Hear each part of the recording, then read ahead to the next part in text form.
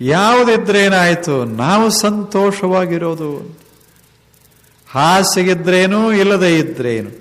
ಒಬ್ಬ ಮನುಷ್ಯ ದಣದು ಹೀಗೆ ಬರ್ತಾನೆ, ದಣಿತಾನ, ಹೊಲದಾಗ ಕಷ್ಟಪಟ್ಟು ದುಡಿತಾ ಇರ್ತಾನೆ, ಬೆವರಾಗಿರ್ತದೆ. ಹಿಂಗೆ ಬಂದು ಅಲ್ಲೇನಿರುವುದಿಲ್ಲ, ನೇಗಿಲ ಹೊಡೆದ ಭೂಮಿ, ಅಲ್ಲಿ ಸುಮ್ಮನೆ ಈಗ ಮೈ ಒಡ್ತಾನೆ, ನಿದ್ರೆ ಆರಂಭವಾಗ್ತದೆ. ಎಷ್ಟು ಮಸ್ತಾಗಿ ಮಲಗಿರ್ತಾನ. ಗಿಡ ಕೆಳಗೆ ನೆರಳ, ಭೂಮಿ ಬರೇ ಮಣ್ಣಿನ ಇದು ನೆಲ, ಮತ್ತೇನಿಲ್ಲ, ಹಾಸಿಗಿಲ್ಲ. ಗಳೆ ಹೊಡೆದಾನ, ಅಲ್ಲೇ ಒಂದಿಷ್ಟು ಹೆಂಟಿ ಸರಿಸಿ ಮಲಗ್ಯಾನ. ಏನ್ ನಿದ್ದೆ ಅದ. ಇಲ್ಲೊಬ್ಬ ಮಲಗ್ಯಾನ ದೊಡ್ಡ ಮನ್ಯಾಗ, ಮಾಸ್ಟರ್ ಬೆಡ್ರೂಮ್. ನಿಮಗೆ ಗೊತ್ತಿಲ್ಲ ಮಾಸ್ಟರ್ ಬೆಡ್ರೂಮ್, ಅಂಥ ಬೆಡ್ರೂಮ್. ಏನು ಹಾಸಿಗೆ, ಏನು ಹೊದಿಕೆ, ಸುತ್ತಮುತ್ತ ಎಂಥ ಸುಗಂಧ, ಮಧುರವಾದಂಥ ಸಂಗೀತ. ಹಾಸಿಯಾಗಿ ಮಲಗ್ಯಾನ, ನಿದ್ದೆನೆ ಬರೋದು. ಉರುಳಾಡ್ತಾನೆ. 12 ಆಯ್ತು, 1 ಆಯ್ತು, 2 ಆಯ್ತು, ಏನಿಲ್ಲ ನಿದ್ರೆ. ಇಲ್ಲಿ ಮಲಗ್ಯಾನ ಭೂಮ್ಯಾಗ, ಏನು ಮಸ್ತ ನಿದ್ರೆ. ತಲೆದಿಂಬಿಲ್ಲ, ಏನು ಡನ್ಲಪ್ ಇಲ್ಲ, ಏನು ಹಾಸಿಗಿಲ್ಲ, ಸರಿಯಾಗಿ ಹೊದಿಕಿಲ್ಲ, ಗಾಳಿ ಹಾಕೋರಿಲ್ಲ, ಯಾರ್ಯಾರು ಮಾತಾಡ್ಸೋರಿಲ್ಲ. ಆದರೆ ಎಂಥ ಸುಖದ ನಿದ್ರೆ ಮಾಡ್ತಾ ಇದ್ದಾನ ಹೇಳಿ.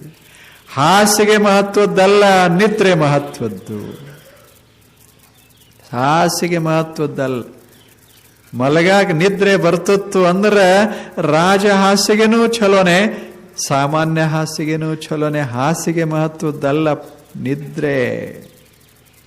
ಹೆಂಗಿರ್ಬೇಕು, ಹಿಂಗ ಮೈಗೆ ನೆಲಕ್ಕೆ ಹತ್ತುದ್ರಾಗ ನಿದ್ರೆ ಬಂತು ಅಂದ್ರೆ, ಹಂಗ ಮೈ ದಣದತ್ತು ಅಂದ್ರೆ ಹಾಸಿಗೆ ಸುಖ ಕೊಡ್ತದೆ. ಯಾವ ಹಾಸಿಗೆನ ತಟ್ಟು ಹಾಸಿದರೇನು, ದೊಡ್ಡದೊಂದು ಅದು ಮಾಡಿದರೇನು ಹೇಳಿ. ಹಂಸ ತೂಲಿಕಾ ತಲ್ಪ ಅಂತ ವರ್ಣಿಸ್ತಿದ್ರು ಹಿಂದಕ್ಕೆ. ಅಷ್ಟು ಸೂಕ್ಷ್ಮ. ಯಾವುದೇನು ನಿದ್ರೆ ಒಂದು ಇಲ್ಲದೆ ಇದ್ರೆ ತಗೊಂಡು ಏನು ಮಾಡೋದು ಹೇಳಿ. ಎಲ್ಲಾದ ಹಸಿವನೇ ಆಗೋಲ್ದು. ಏನು ಮಾಡೋದು, ಇದ್ರೆ ಏನು ಮಾಡೋದು. ಏನು ಒಂದು ರೊಟ್ಟಿ ತಿಂದ್ರೆ ಒಂದು ತುತ್ತ ಮಾಡಿ ಬಿಡ್ತಾನ, ಅಷ್ಟು ಹಸದಾನ, ಮಜಾದಾಗಿರ್ತಾನ ಮನುಷ್ಯ. ದೇಹ ದಣಿಬೇಕು, ಹೊಟ್ಟೆ ಹಸಿಬೇಕು, ಕಣ್ಣಿಗೆ ನಿದ್ರೆ ಬಂದಿರಬೇಕು, ಅದಕ್ಕೆ ಸಂತುಷ್ಟಿ, ಆರಾಮ್. ಹಾಗೆ ಈ ಜಗತ್ತಿನಲ್ಲಿ ನಮ್ಮ ಮನಸ್ಸ ಸಂತುಷ್ಟ, ಅದೊಂದು ಪಾತ್ರೆ, ಅದು ತುಂಬಿರಬೇಕಷ್ಟೇ. ಎಷ್ಟದ ಅಷ್ಟ್ರಾಗ ತುಂಬಿರಬೇಕದ. 10 ಎಕರೆ ಹೊಲ ಮನಸ್ಸು ತುಂಬಿರಬೇಕು, 100 ಎಕರೆ ತುಂಬಿರಬೇಕು, 1000 ತುಂಬಿರಬೇಕು. 10 ಇದ್ದಾವ 100 ಇಲ್ಲಲ್ಲ ಅಂತ ಖಾಲಿ ಆಗಬಾರದು ಅಷ್ಟೇ. 100 ಇದ್ದವಾಗ ನನ್ನ ಹತ್ರ 1000 ಇಲ್ಲ ಅಂತ ಖಾಲಿ ಮಾಡ್ಕೋಬಾರದು. ತುಂಬೆ ಅದ ಸಾಕಲ್ಲ, ಎಷ್ಟಿದ್ರಿ. ಹಿಂಗೆ ಬದುಕೋದಕ್ಕೆ ಸಂತುಷ್ಟಿ ಅಂತ ಕರೀತಾರೆ. ಇಂಥ ಜೀವನ ಸಾಗಿಸಬೇಕು ಮನುಷ್ಯ. ಇನ್ನು ಎಲ್ಲರೂ ಅಷ್ಟೇ 6 ಫೂಟ್ ಎತ್ತರ, ಎಲ್ಲರೂ 100 ಕಿಲೋ, ಎಲ್ಲರೂ ಕೆಂಪ ಟೊಮ್ಯಾಟೊ, ಹಿಂಗೆ ಇರ್ಬೇಕಂದ್ರೆ ಗತಿ ಹೆಂಗೆ? ಹಂಗಾದ್ರೆ ನಾವು ಬದುಕಬೇಕು ಬ್ಯಾಡೋ ಹೇಳಿ? ಎಲ್ಲವೂ ಇರಬೇಕು. ಕೆಂಪಿದ್ದವರು ಇರಲಿ, ನಾವು ಕಪ್ಪದೇವಲ್ಲ, ನಾವು ಕಪ್ಪದೇವಂತ ಅವ್ರದ್ದು ಮಸ್ತ್ ನಡೆದದ ಅಷ್ಟೇ. ನಾವು ಕಪ್ಪು. ಕೆಂಪಿರಬೇಕಾದ್ರೆ ಕಪ್ಪಿರಬೇಕಾಗ್ತದೆ. ನಾವು ಏನದೇವಿ ನಾವೇ, ಅವ್ರೇನದಾರ ಅವರೇ. ನಮ್ಮಷ್ಟಕ್ಕೆ ನಾವು ಆನಂದ, ಅವರಷ್ಟಕ್ಕೆ ಅವರ ಆನಂದ. ಅವ್ರನ್ನ ನೋಡಿ ನಾವು ಮರಗಬಾರದು, ನಮ್ಮನ್ನು ನೋಡಿ ಅವರು ಮರಗಬಾರದು. ಇದು ಸಂತುಷ್ಟಿ, ಇದು ಸಂತುಷ್ಟಿ. ಒಬ್ರು ಕಾರ್ದಾಗ ಹೋದ್ರು, ನಾವು ನಡ್ಕೋತ ಹೊಂಟೇವಿ. ಅದು ಇಲ್ಲಲ್ಲ ಅಂತ ತಾಪ್ ಮಾಡ್ಕೊಂಡೇವಿ ಅಂದ್ರೆ ನಡೆಯೋದರ ಸುಖನೇ ಹೋಗಿ ಬಿಡ್ತದ. ನಾವು ಹಿಂಗೆ ಭಾವಿಸಬೇಕು, ನಮ್ಮದು ನಾವು ಸ್ವತಂತ್ರ, ನಮ್ಮಷ್ಟಕ್ಕೆ ನಾವು ನಡೀತೇವೆ. ಈ ಓಡಿದ ಗಾಡಿಗಳೆಲ್ಲ ಪೆಟ್ರೋಲ್ ಬಂಕಕ್ಕೆ ಹೋಗಿ ನಿಲ್ತಾವ, ನಾವು ಎಲ್ಲಿ ನಿಲ್ಲೋದಿಲ್ಲ. ಅವು ಗ್ಯಾರೇಜ್ಗೆ ಹೋಗ್ತಾವ, ನಾವು ಮನೆಗೆ ಹೋಗ್ತೀವಿ. ಅವು ಹೊರಗೆ ನಿಲ್ತಾವ, ನಾವು ಒಳಗೆ ತಿರುಗಾಡ್ತೀವಿ. ಏನು ಮಜಾ ಇರ್ತದೆ. ಗಾಡಿಲ್ಲದೆ ಇರಬಹುದು, ಕಾಲಿಲ್ಲದೆ ಇರಕ್ಕೆ ಹೆಂಗಾಗ್ತದೆ. ವಿಚಾರ ಮಾಡ್ಕೋತ ಇದ್ರೆ ಎಷ್ಟು ಮಸ್ತ್ ಇರ್ತದ. ಅದ ಒಂದು ಊರಾಗ ಒಂದು ಕಾಗಿತ್ತು. ಕಾಗೆ ಹೆಂಗದ ನಿಮಗೆ ಗೊತ್ತದ, ಬಹಳ ಚಲೋ ಕೆಲಸ ಮಾಡ್ತದ. ಮನುಷ್ಯನ ಗುಣನೇ ಇರ್ತದ. ಅದೇನು ದೊಡ್ಡ ಅರಣ್ಯದಾಗ ಹೋಗುವುದಿಲ್ಲ, ಎಲ್ಲಿ ಮನುಷ್ಯ ಅದನಲ್ಲ ಅಲ್ಲೇ ಇರ್ತದ. ಆದರೆ ಮನುಷ್ಯನಂಗಾಗಿಲ್ಲ, ಇದು ವೈಶಿಷ್ಟ್ಯ ಅದರದ್ದು. ಇವನ ಕೈಯಾಗ ಸಿಕ್ಕಿಲ್ಲ. ಹಾಂಗೆ ಗಿಳಿ ಪಳಿ ಸಮೀಪ ಬಂದ್ರೆ ನಾವು ಬಿಡ್ತೇವೇನು, ಹಿಡಿದು ಒಳಗೆ ಹಾಕ್ತೇವೆ. ಅದು ಕಾಗೆ ಸಿಕ್ಕಿಲ್ಲ. ಮತ್ತು ಇವರು ಮನಿ ಮಾಳಿಗೆ ಮೇಲೆ ಕುಂತಿರ್ತದೆ, ನಶಿಕಿನಾಗ ಕೂಗ್ತದೆ, ಏಳು ಏಳು ಅಂತದ. ಕಾಗೆ ಕೋಳಿ ಕೂಗದ ಮುನ್ನ ಕಾಗೆ ಕೂಗದ ಮುನ್ನ ಕಾಗೆ ಎದ್ದು ಕೂಡಲೇ ಶುರು ಮಾಡ್ತದೆ, ಏಳು ಏಳು ಏಳು ಅಂತ. ಇಂಥ ಕಾಗೆ ಒಂದು ಕೆಲಸ ಮಾಡ್ತಿತ್ತು, ಜನರನ್ನ ನಶಿಕಿನಾಗಿ ಎಬ್ಬಿಸ್ತಿತ್ತು. ಎರಡನೇದ್ದೇನು ಮಾಡ್ತಿತ್ತು ಅಂದ್ರೆ, ಜನ ಏನು ತಿಂದು ಚೆಲ್ತಾರ ಅದನ್ನು ಸ್ವಚ್ಛ ಮಾಡ್ತಿತ್ತು. ಇದು ಒಳ್ಳೆ ಕೆಲಸ. ಊರನ್ನೆಲ್ಲ ಸ್ವಚ್ಛ ಇಡ್ತಿತ್ತು. ತಾನು ತನ್ನೆಲ್ಲ ಬಂಧು ಬಾಂಧವರು ಕುಲ ಕರ್ಕೊಂಡು ಆ ಊರಾಗ ವಾಸ ಮಾಡಿತ್ತು ಒಂದು ದೊಡ್ಡ ಕಾಗೆ. ಇಷ್ಟೆಲ್ಲ ಕೆಲಸ ಮಾಡ್ತಿತ್ತು. ಆದರೆ ಆ ಕೆಲಸ ಯಾರೂ ಗೌರವಿಸಲಿಲ್ಲ. ಅದು ಮಾಡ್ತಾನೇ ಇತ್ತು. ಪರಮಾತ್ಮನಿಗೆ ಹಿಂಗೆ ಅನಿಸ್ತು, ಪಾಪ ಇಷ್ಟು ಸೇವಾ ಮಾಡ್ತದೆ, ಊರು ಸ್ವಚ್ಛ ಮಾಡ್ತದೆ ಮತ್ತು ಊರನ್ನು ಎಬ್ಬಿಸ್ತದೆ, ಇದಕ್ಕೆ ಒಂದಿಷ್ಟು ಭೇಟಿ ಆಗಬೇಕು ಅಂತ ಪರಮಾತ್ಮ ಭೂಮಿಗೆ ಬಂದ.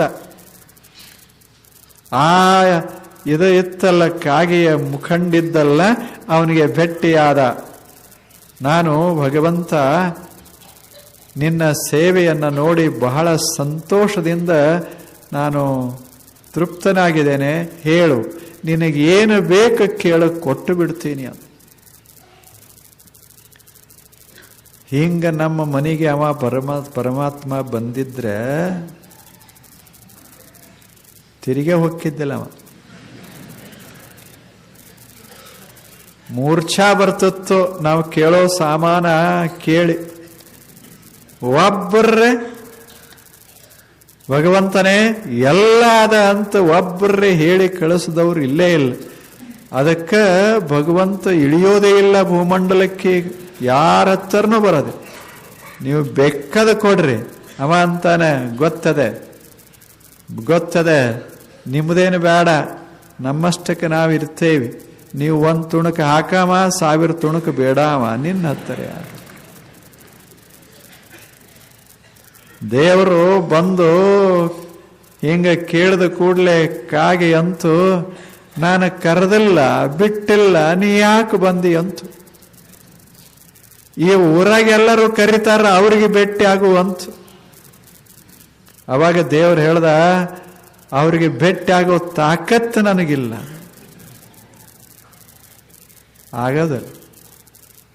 ಸಮೀಪಕ್ಕೆ ಹೋದ್ರೆ ತಾಪಾಗತ್ತೆ ನನಗೆ. ಅವರು ಬೇಡಪ್ಪ, ನಿನಗೆ ಹೇಳು, ನಿನಗೇನು ಬೇಕು ಹೇಳು, ಕೊಟ್ಟು ಬಿಡ್ತೇನೆ. ಅವಾಗ ಅದು ಹೇಳ್ತು, ನನ್ನಲ್ಲಿ ಏನು ಕೊರತೆ ಅದ ಹೇಳು, ಕೊಡಾಕ ಏನು ಕೊರತೆ ಅದ. ಅವಾಗ ದೇವ್ರಂದ, ನಿನಗೆ ನಾನು ಒಂದು ದೊಡ್ಡ ತಪ್ಪ ಮಾಡಿದ್ದೇನೆ. ಇಷ್ಟು ಚಲೋ ನೀನು ಪಕ್ಷಿ, ಆದರೆ ನಿನಗೆ ಬಣ್ಣನೇ ಚಲೋ ಕೊಡ್ಲಿಲ್ಲಪ್ಪ. ನಾನು ಇಷ್ಟು ಚಲೋ ಕೆಲಸ ಮಾಡ್ತಿ, ಮುಂಜಾನೆ ಎದ್ದು ಎಬ್ಬಿಸ್ತಿ ಎಲ್ಲರಿಗೆ, ಆದರೆ ಚಲೋ ಧ್ವನಿನೇ ಕೊಡ್ಲಿಲ್ಲ. ಆದರೆ ನೀನು ಎಷ್ಟು ಚೆನ್ನಾಗಿದೆ, ಕೇಳು, ಚಲೋ ಬಣ್ಣ ಕೊಡ್ತೀನಿ, ಚಲೋ ಧ್ವನಿ ಕೊಡ್ತೀನಿ. ಹೇಳು, ನೀನು ಆನಂದವಾಗಿ ಬದುಕಬೇಕು. ಹಂಗೆ ನಿನಗೆ ಮನೆ ಕಟ್ಟಕ್ಕೆ ಸಹಿತ ಬರುವುದಿಲ್ಲ, ಬರೇ ಮುಳ್ಳು ಕಂಟಿ ತಂದು ಹಾಕ್ಕೊಂಡು ಮನೆ ಕಟ್ಟತಿ, ನಿನಗೆ ಚಲೋ ಮನೆ ಕಟ್ಟಕ್ಕ ಕೊಡ್ತೇನೆ. ಹೇಳು, ಏನು ಕೊಡ್ಲಿ ಅಂತ ಕೇಳ್ದ.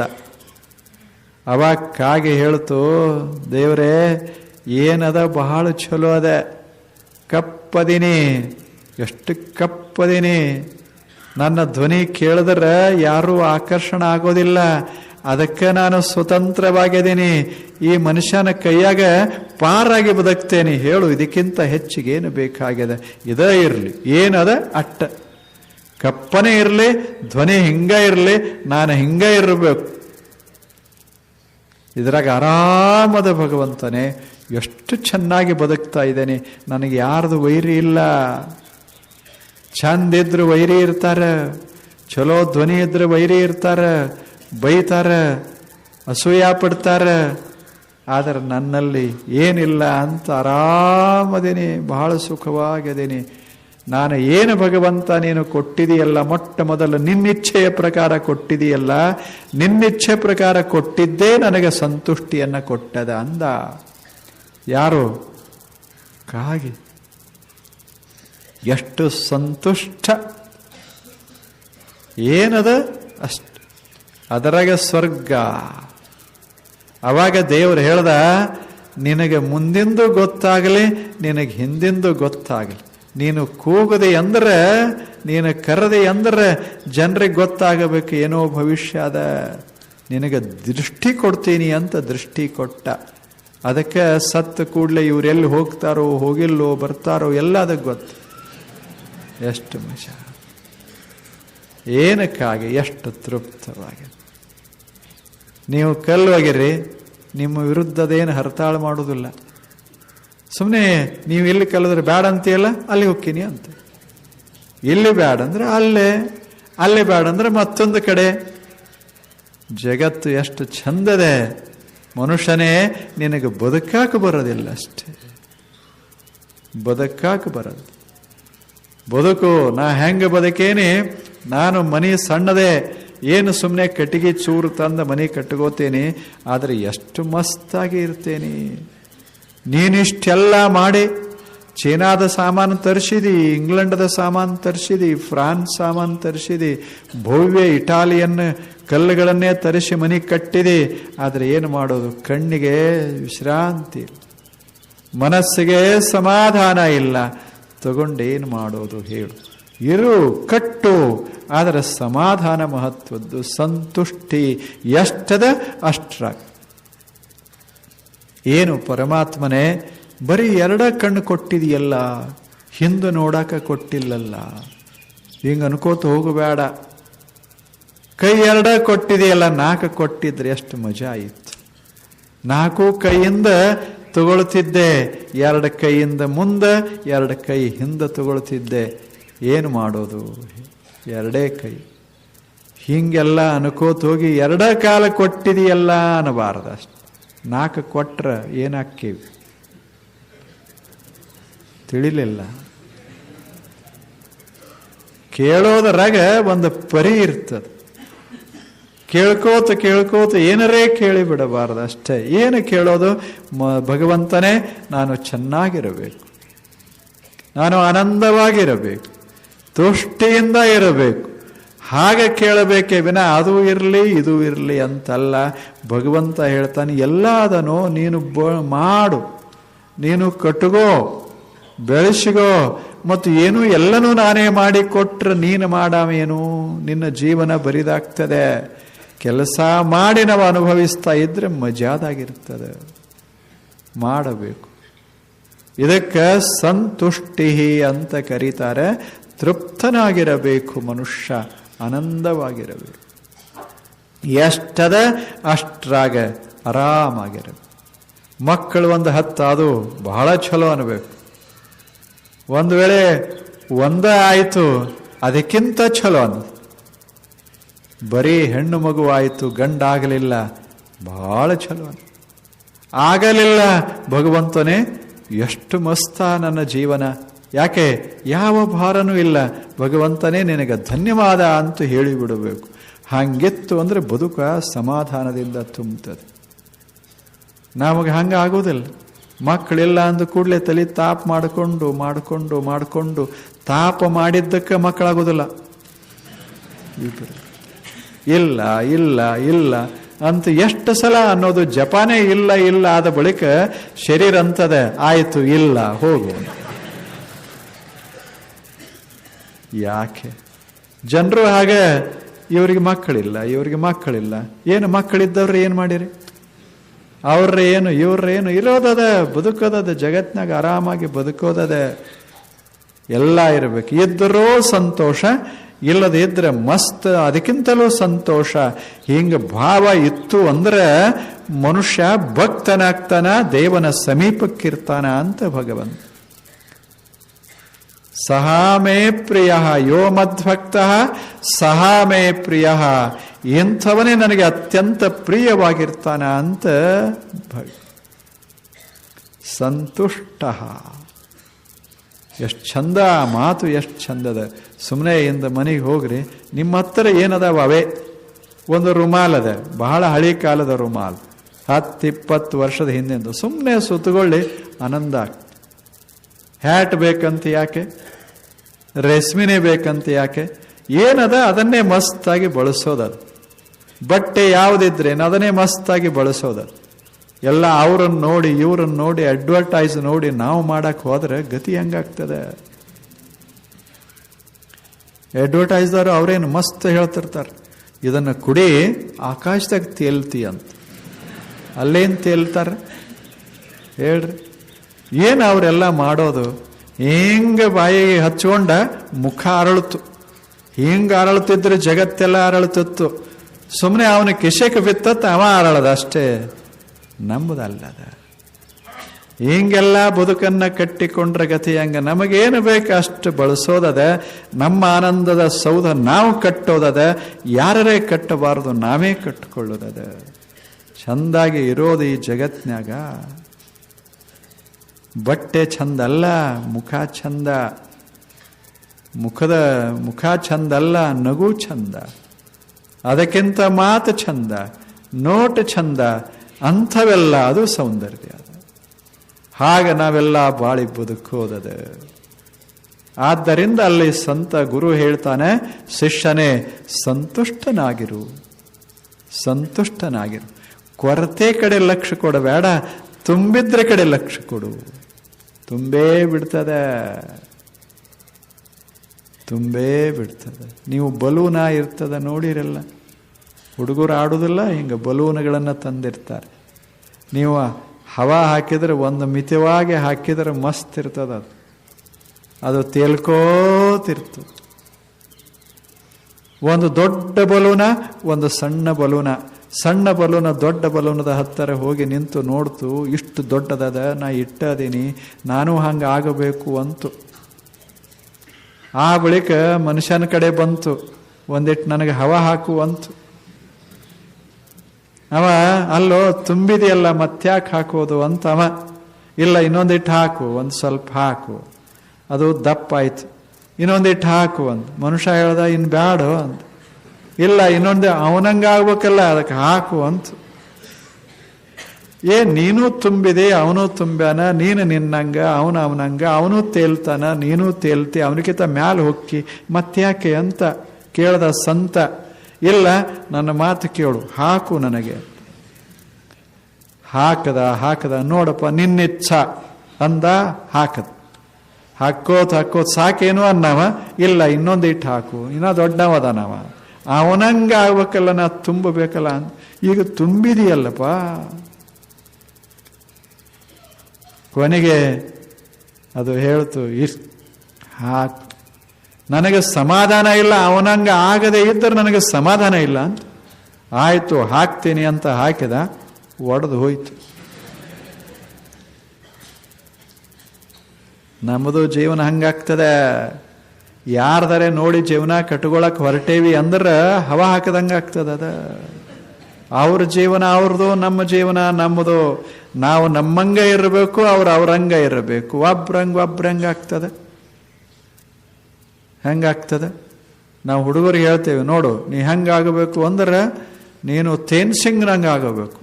ಇವಾಗೇನ ಗುಡ್ಡ ಏರಕ್ಕೆ ಬರೋದಿಲ್ಲ, ಪಾಯರಿ ಏರಕ್ಕೆ ಬರೋದಿಲ್ಲ. ಇವ ತೇನ್ಸಿಂಗ್ ಯಾವಾಗ ಆಗವ?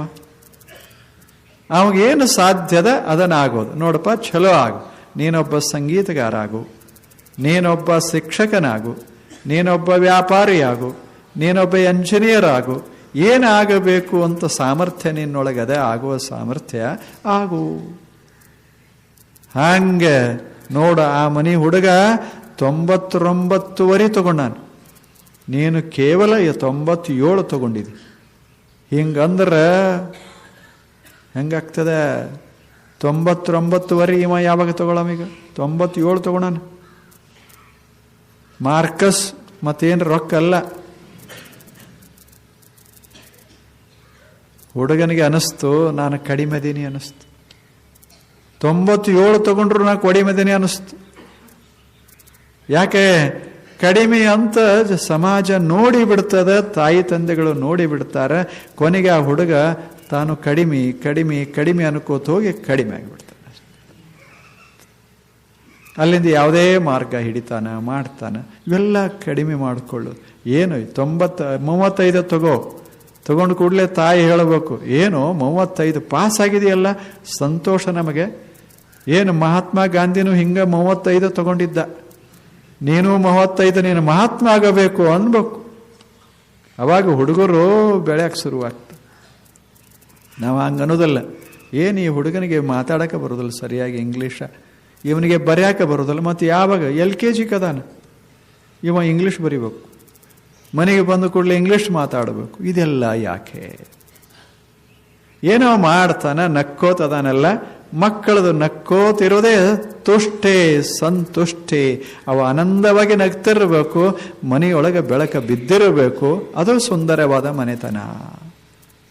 ಬಹಳ ನಿರೀಕ್ಷೆ ಈ ಜಗತ್ತಿನಿಂದ. ನಾನು ಹೇಳ್ದಂಗೆ ಇವರೆಲ್ಲ ಕೇಳಬೇಕು, ನಾನು ಹೇಳಂದ್ರೆ ಹೇಳಬೇಕು, ಕೂಡ್ರಂದ್ರೆ ಕೂಡಬೇಕು. ಹಿಂಗೆ ತಲೆ ಹಾಕ್ಕೊಂಡ್ರೆ ಜೀವನಕ್ಕೆ ಹೆಂಗಾಗ್ತದೆ? ಎಲ್ಲ ಕೆಟ್ಟು ಹೋಗ್ತದೆ. ಎಲ್ಲರೂ ಕೂಡಂದ್ರೆ ಹೆಂಗೆ ಕೂಡ್ತಾರೆ? 1 ತಾಸು ಕೂಡ್ತಾರೆ. ನಾನು ಹೇಳ್ತೀನಿ ಕೂಡ್ರು ಅಂತ ಕೂಡಿಸ್ಕೊಂಡೆ. ಒಂದು 10 ನಿಮಿಷ ದಾರಿ ಕಾಯ್ತಾರೆ. ಅಲ್ಲಿಂದ ದಂಡಿಯವರು ಎದ್ದು ಬಿಡ್ತಾರೆ.